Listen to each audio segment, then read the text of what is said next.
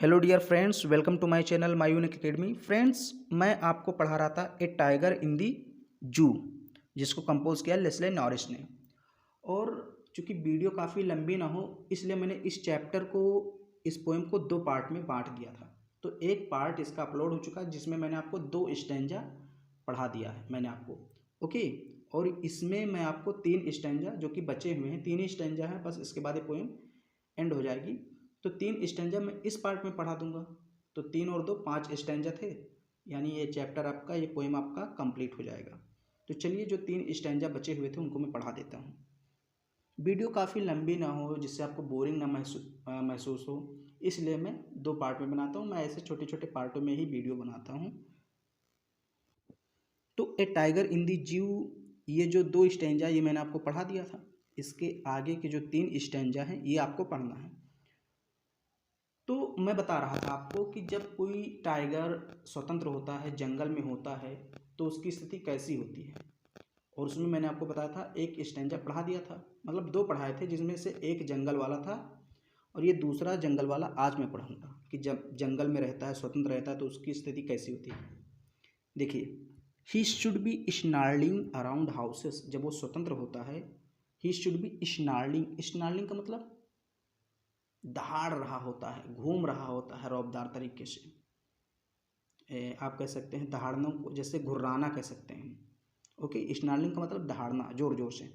अगर वो स्वतंत्र है, जंगल में टहल रहा है, तो क्या करेगा, ही शुड बी स्नार्लिंग, वो दहाड़ेगा अराउंड हाउसेस, घरों के आसपास, एट द जंगल्स एज, जंगल के किनारे बने हुए, यानी जंगल के एज पर, एज का मतलब किनारा, जंगल के किनारे जो घर बने होते हैं उनके आसपास, अराउंड का मतलब आसपास या चारों ओर, वो घूम रहा होगा और जोर जोर से दहाड़ रहा होगा।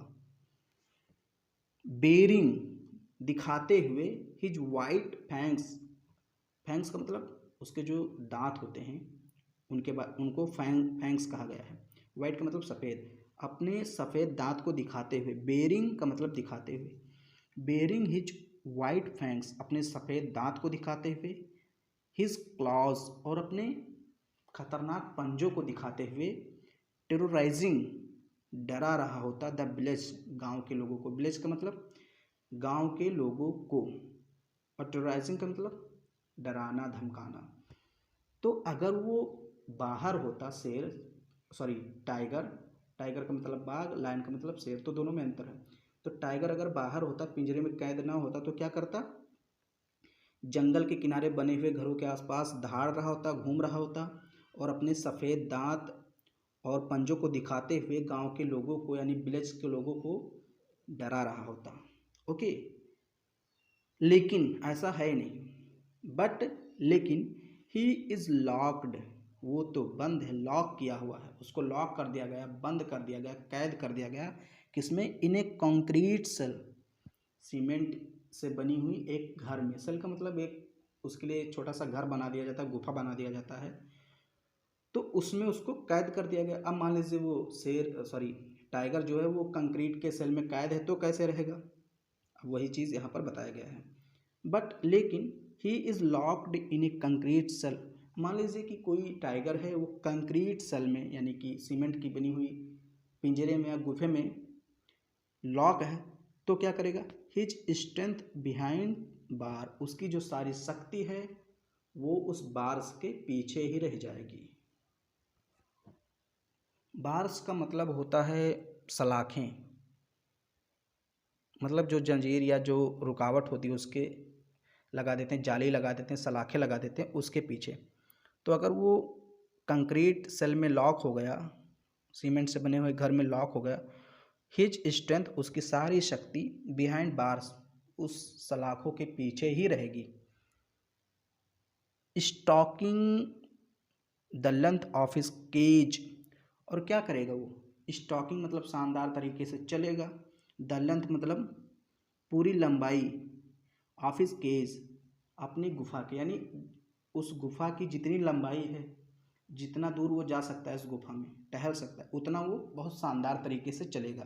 केज का मतलब गुफा या पिंजरा, लेंथ का मतलब जितना लंबा वो है, गुफा या पिंजरा जो भी है, तो जितना लंबा है उतना ही चलेगा, शानदार तरीके से चलेगा। इग्नोरिंग विजिटर्स, और लोगों को इग्नोर करेगा। भाई चिड़ियाघर में आप जाते हैं शेर को देखने या टाइगर को देखने, तो आप देखते हैं कि टाइगर निकलता है और शानदार तरीके से चलता है, फिर पीछे चला जाता है, इग्नोर कर देता है हम लोग को। क्यों? क्योंकि हम लोग को खा तो सकता नहीं है, क्योंकि वो कैद है। तो हम लोग को जो विजिटर्स होते हैं, जो देखने जाते हैं, उनको इग्नोर कर देता है कि मैं कुछ कर सकता हूँ, कुछ कर सकता हूँ नहीं, कैद हूँ। इसलिए वो चलता तो है जितना चल पाता है, जितना उसके लिए जगह है उतना बहुत शानदार तरीके से चलेगा, लेकिन फिर लोगों को इग्नोर करते हुए पीछे चला जाता है।